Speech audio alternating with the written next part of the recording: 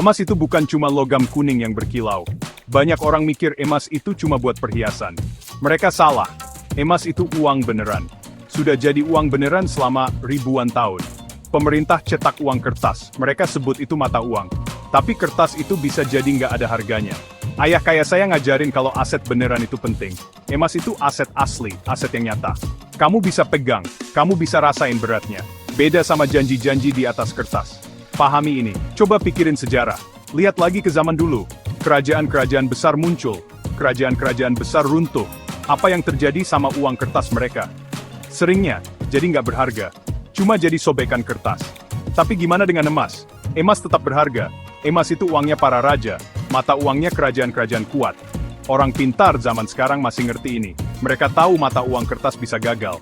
Emas tetap kokoh. Ini pelajaran dasar soal keuangan yang bijak. Begini cara orang kaya berpikir. Kenapa sih orang pengen banget emas? Emas itu langka. Kamu nggak bisa gitu aja bikin emas jadi banyak. Emas itu indah, iya. Tapi nilai aslinya lebih dalam. Emas nggak berkarat, nggak rusak atau kusam seiring waktu. Bank sentral dan pemerintah coba ngontrol uang. Mereka cetak lebih banyak uang kertas kalau mereka mau.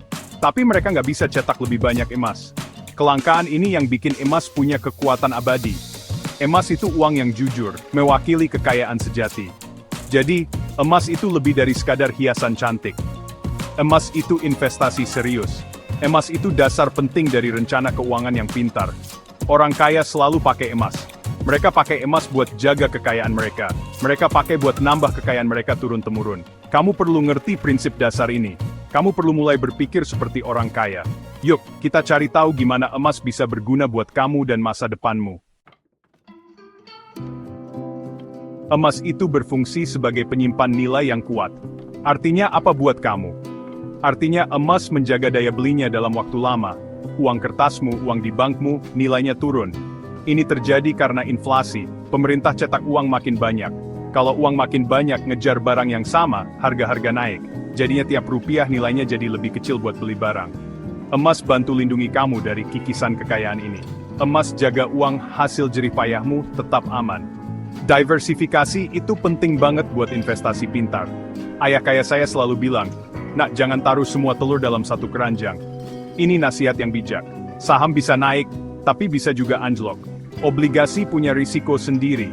Pasar properti bisa naik turun dan ada siklusnya. Emas seringnya geraknya beda dari aset-aset lain ini. Waktu saham turun, emas bisa jadi naik. Punya emas di portofolio kamu bisa nyeimbangin. Ini bantu ngurangin risiko kamu secara keseluruhan. Investor pintar selalu diversifikasi aset mereka. Emas juga pelindung nilai yang bagus banget.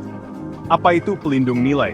Anggap aja kayak asuransi buat uangmu, waktu ekonomi lagi goyang, atau ada ketidakpastian di dunia, emas seringnya bersinar. Waktu pasar saham anjlok atau krisis keuangan, orang-orang lari cari aman. Emas itu aset aman tempat berlindung. Emas ngelindungin kekayaanmu dari badai masalah ekonomi. Emas itu tamang. Orang kaya ngerti kekuatan pelindung nilai. Kamu juga harus belajar ini. Penting banget buat keamanan keuangan. Terakhir, emas juga sangat liquid. Ini ciri yang penting banget. Liquid itu artinya kamu bisa gampang beli atau jual emas. Kamu bisa ubah emasmu jadi uang tunai dengan cepat kalau butuh. Kamu bisa lakuin ini hampir di mana aja di seluruh dunia. Ini nggak selalu berlaku buat aset jenis lain. Jual properti misalnya, bisa butuh waktu lama dan usaha keras. Emas ngasih kamu keleluasaan yang kamu butuhin. Kemudahan buat diubah jadi uang, ini keuntungan besar buat investor manapun. Salah satu keuntungan terbesar emas itu, kemampuannya ngalahin inflasi.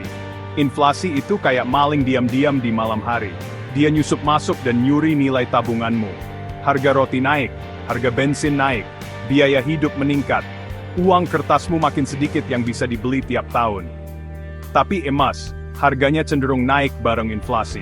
Emas bantu jaga daya belimu. Ini penting banget buat bangun dan jaga kekayaan jangka panjang. Begini caranya kamu bisa tetap unggul. Dibanding banyak aset kertas, emas umumnya risikonya lebih rendah. Coba pikirin baik-baik soal saham. Perusahaan bisa kinerjanya jelek. Perusahaan bahkan bisa bangkrut. Kalau itu terjadi, sahamnya bisa jadi nggak ada harganya sama sekali. Emas itu beda banget. Emas nggak akan pernah nilainya nol. Emas punya nilai dari sananya. Emas sudah diakui berharga ribuan tahun di semua budaya. Nilai asli ini ngasih kestabilan buat investasimu. Ini bantu kamu tidur lebih nyenyak, karena tahu kekayaanmu terlindungi. Kamu punya pilihan buat punya emas fisik. Artinya kamu bisa beli emas batangan atau koin emas beneran. Kamu bisa pegang emas ini di tanganmu sendiri. Kamu bisa putusin buat simpan sendiri di tempat aman. Banyak orang suka rasa megang kendali langsung atas aset mereka. Ini aset nyata, sesuatu yang beneran dan padat.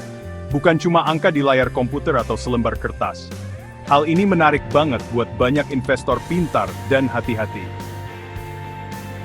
Cara lainnya, kamu juga bisa punya emas lewat instrumen digital atau kertas.